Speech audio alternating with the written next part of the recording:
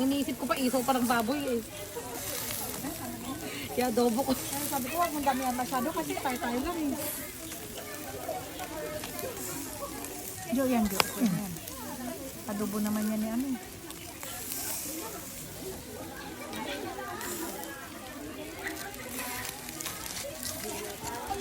Ikot-ikot natin ito para maano. Siguro ito yung lagayan ng isda.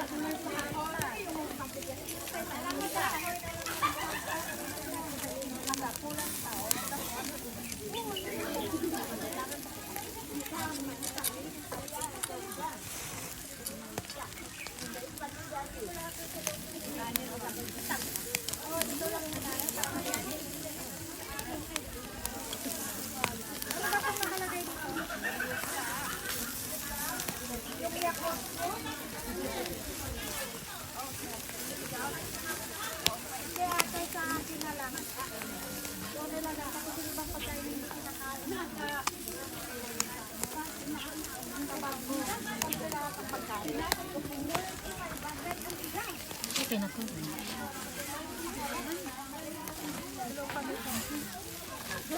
Hindi na adobo na daw siya. Adobo na yan, matagal ko yung adobo yan. Nalambot mo na talaga. Pag after contract mo doon ka nakahanap, doble sa dito sa Hong Kong. Naghahanap ako ng agency ng Romania yun para makapunta na ako doon, pero wala.